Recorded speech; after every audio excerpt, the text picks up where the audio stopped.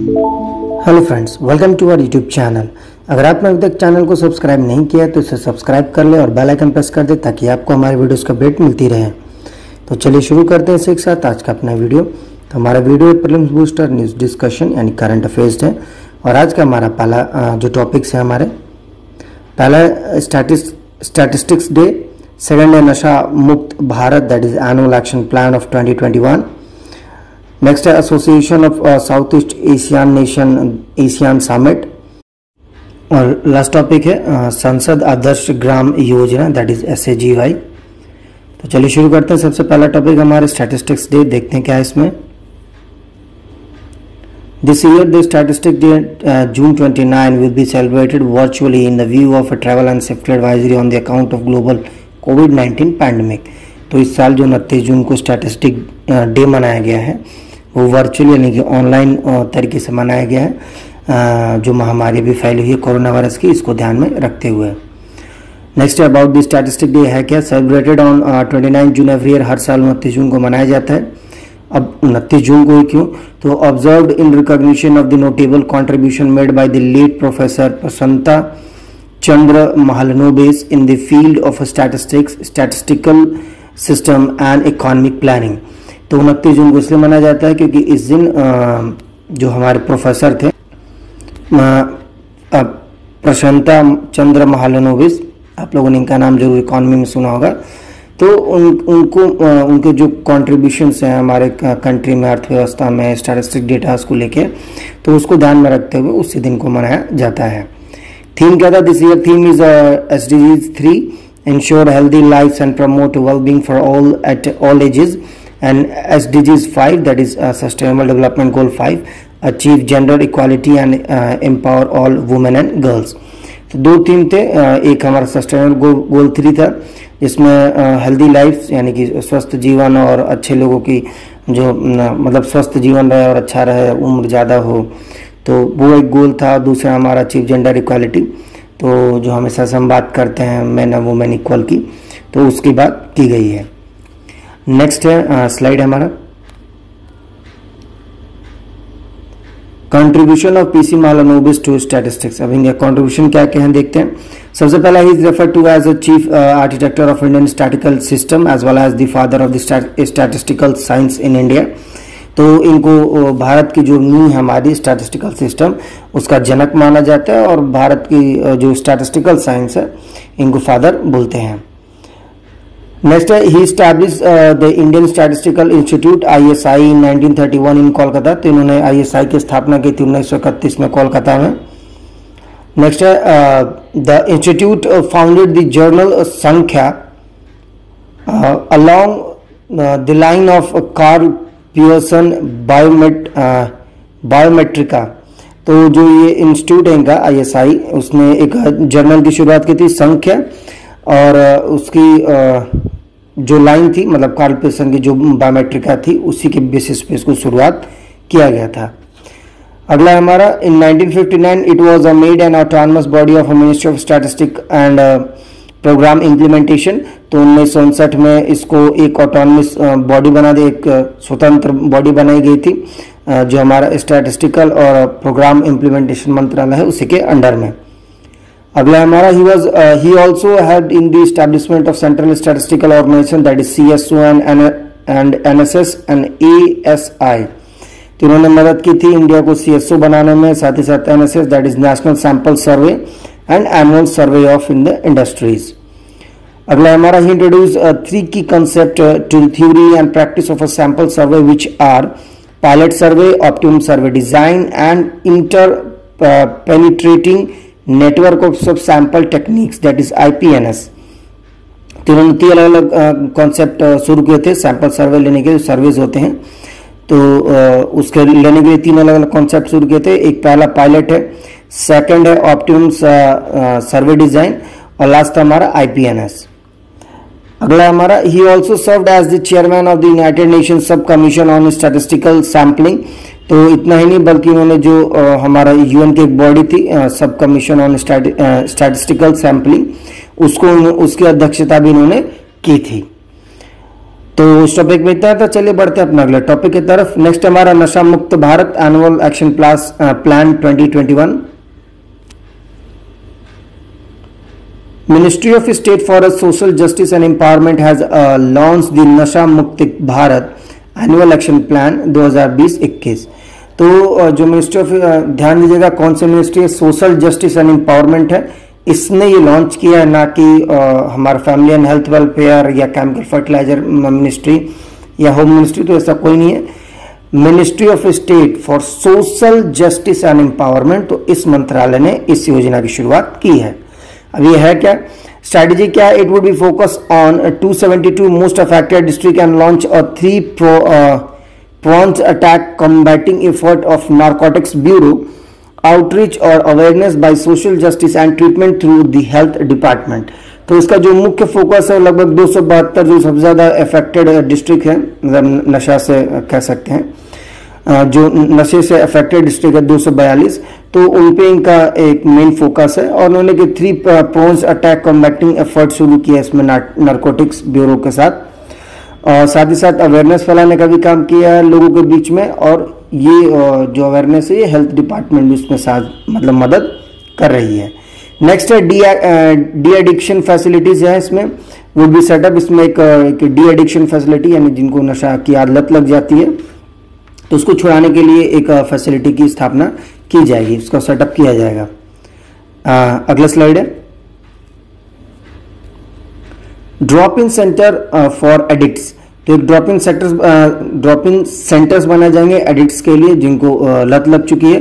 Will be set up and also a peer led community based outreach program for high risk population, particularly the youth will be launched. तो कहने का मतलब ये एक launch किया जाएगा मतलब कम्युनिटीज के साथ मिलके, ताकि जो बड़े बड़े प्रोग्राम्स है, हाई रिस्क पॉपुलेशंस हैं, उन वहां तक ये प्रोग्राम पहुंच सके। खासकर जो युवा हैं उनको इसमें शामिल किया जाएगा। नेक्स्ट हमारा integrated rehabilitation centre for addicts. तो एक इंटीग्रेटेड रिहैबिलिटेशन सेंटर बनाया जाएगा, यानी उन लोगों के लिए एक सेंटर बनाया जाएगा जो एडिक्ट हो चुके हैं, मतलब वहां रखने के लिए basically. Would be reach out to the communities to help those affected by the drug addiction. तो कम्युनिटीज को ये सौंपी जाएगी ताकि वो उनकी मदद कर सके जो कि नशे की आदत जिनको लग चुकी है। अगला हमारा दी action plan has following component. तो इस एक्शन प्लान में अलग अलग कंपोनेंट्स है, 6 कंपोनेंट्स है बेसिकली। देखते हैं क्या क्या है। सबसे पहला अवेयरनेस जनरेशन प्रोग्राम, एक अवेयरनेस जनरेशन प्रोग्राम की शुरुआत की जाएगी। लोगों में एक जागरूकता कह सकते हैं कि उसकी प्रोग्राम शुरू की जाएगी।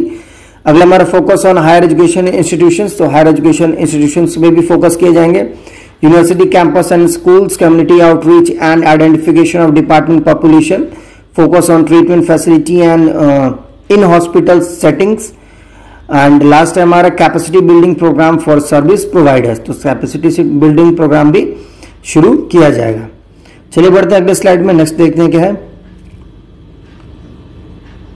इसमें। Narcotics control bureau. तो एक ये हमारा ब्यूरो है जो कि नशे से जुड़ी जितनी भी स्मगलिंग्स होती हैं उनको चेक करता है। It is a nodal drug law enforcement and intelligence agency of India. तो यह अकेला ऐसा एजेंसी है जो कि ड्रग से रिलेटेड लॉ बनाते हैं, दवाइयाँ या उनसे जो भी चीजें उनसे जुड़ी लॉ कानून बनाता है। अगला हमारा पेरेंट ऑर्गेनाइजेशन। इसका पेरेंट ऑर्गेनाइजेशन है मिनिस्ट्री ऑफ होम अफेयर्स। तो जो गृह मंत्रालय है उसके अंडर में काम करता है। Established in 1986 under the Act of NDPS Act 1985। इसको 1986 में जो NDPS एक्ट था उसके अंदर बनाया गया है और इसकी हेडक्वार्टर जो है वो दिल्ली में है। तो उस टॉपिक में था। तो चलिए बढ़ते हैं अगले टॉपिक की तरफ। नेक्स्ट हमारा association of south east Asian nation, that is Asian summit होने वाला है। The 36th Asian summit was held via video conference. जो 36वां एशियन समिट था उसको वीडियो कॉन्फ्रेंस के जरिए किया गया था। अब यह है क्या, इसमें क्या क्या हुआ था देखते हैं। तो सबसे पहले chaired by the summit was chaired by the Vietnam which is holding the chairmanship of Asian currently. तो जो इसका चेयरमैनशिप था इस समय मतलब इस बार का वियतनाम ने किया था क्योंकि वही इस समय इसका वो चेयर्ड है। Next theme cohesive and responsive Asian. तो कोहेसिव एंड रिस्पॉन्सिव एशियन इसका थीम था। अगला है हमारा एशियन कोविड-19 रिस्पांस फंड। तो इसमें एक फंड के बनाने की योजना की गई है। The fund was established with a reserve of medical supplies to meet urgent need during pandemic. तो एक फंड बनाया गया इसके अंदर, इसमें कई सारे मेडिकल सप्लाईज और मतलब फंड्स हैं, मतलब जिसमें अगर एशियन कंट्रीज में किसी को अर्जेंटली नीड पड़ता है तो वो यहाँ से उसको पैसे दिए जाएंगे। चलिए बढ़ते हैं अगली स्लाइड में। अबाउट एशियन, अब एशियन के बारे में थोड़ा जान लेते हैं। It is a regional grouping which was established in 1967 with the signing of a Bangkok declaration. तो इसको 1967 में बनाया गया था बैंकॉक डिक्लेरेशन के साथ। मेंबर कौन कौन से हैं? तो Indonesia, Thailand, Singapore, Malaysia, Philippines, Vietnam, Myanmar, Cambodia, Brunei and Laos. तो लगभग ये 10 इसके मेंबर हैं। हेडक्वार्टर्स का जकार्ता इंडोनेशिया में है और जो चेयरमैनशिप है वो एनुअली बेसिस पे रोटेट करता है। मतलब कहने मतलब कि इस बार इंडोनेशिया, तो अगली बार थाईलैंड, फिर सिंगापुर, फिर मलेशिया, तो इस तरह से इसका मतलब जो चेयरमैनशिप है वो मूव करता है। और जो चेयरमैनशिप है वो alphabetical order of English names पे है। कहने मतलब जो पहले अल्फाबेट आता है उस हिसाब से उसको पहले फिर बाद में ऐसे करके एक साइकिल चलता है। 8 August is observed as Asian day. तो 8 अगस्त को एशियन दिवस के रूप में मनाया जाता है। एशियन रीजनल फोरम ARF है क्या? Launched in 1993, the 27-member multilateral grouping was developed to facilitate cooperation on political and security issues to contribute to regional confidence building and preventive diplomacy. तो उसको 1993 में लॉन्च किया गया था। ये एक 27 मेंबर की मल्टीलैटरल ग्रुप है जिसका काम है कोऑपरेशन करना ऑन पॉलिटिकल या सिक्योरिटीज इश्यूज पे, और मतलब उसमें अपना एक योगदान देना, कंट्रीब्यूट करना on the regional confidence building and preventive diplomacy. बढ़ते हैं अगले स्लाइड की तरफ। नेक्स्ट है हमारा अब ASEAN+3 देखते हैं। ASEAN+3 है क्या? The consultative group initiated in 1997 bring together Asians 10 member plus China, Japan and south Korea. तो ASEAN+3 जो है ये हमारा कुछ नहीं है, वो जो ऑलरेडी 10 मेंबर है उनके साथ 3 और मेंबर 1997 में जोड़े गए थे, जो सबसे पहला चाइना है, फिर जापान और तब साउथ कोरिया है। अब ईस्ट एशिया समिट क्या होता है? फर्स्ट हेल्ड इन 2005, पहली बार ये 2005 में होता है। The summit six to promote security and prosperity in the region and in usually attended by the head of state from ASEAN, Australia, China, India, Japan, New Zealand, Russia, South Korea, USA। तो मतलब इतने countries के साथ है। Asian plays a central role in the agendas shutter.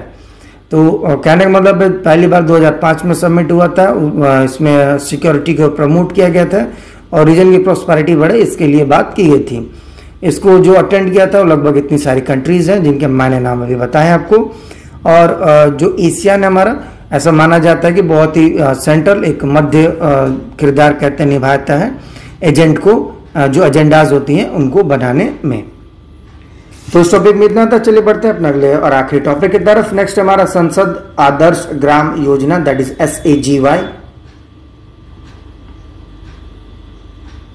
Recently, a study by the Ministry of Rural Development has observed that the SAGY has not been able to achieve the desired objectives and failed to make a significant impact। तो हाल ही में एक study हुई थी। एक study के मुताबिक ये माना जाता है, जो मिनिस्ट्री ऑफ रूरल डेवलपमेंट ने किया था, क्या उसने ये कहा है कि जो SAGY है तो वो जो उसका ऑब्जेक्टिव, जिस उद्देश्य से उसको बनाया गया था, वो उसमें सफल नहीं है। अब अबाउट SAGY है क्या? SAGY is a village development project which was launched on 11th October 2014 on the birth anniversary of Jayaprakash Narayan.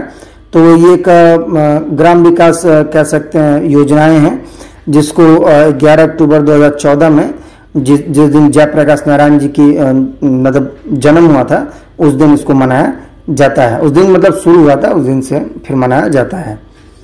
अब गोल क्या है? अंडर द योजना the member of parliament are responsible for development for developing the socio economic and physical infrastructure of the 3 village each by 2019 and a total of 8 villages each by 2024। तो इसके अंदर में जो भी parliament में जितने भी मेंबर हैं तो उनको एक सोशो इकोनॉमिक और फिजिकल इंफ्रास्ट्रक्चर डेवलप करने होंगे। लगभग 3 गांव 2019 तक उनको हर साल लेने होंगे और 8 गांव 2022 तक का इसमें फिक्स हुआ है। चलिए बढ़ते हैं अगली स्लाइड की तरफ। नेक्स्ट है हमारा ऑब्जेक्टिव्स, इसके उद्देश्य।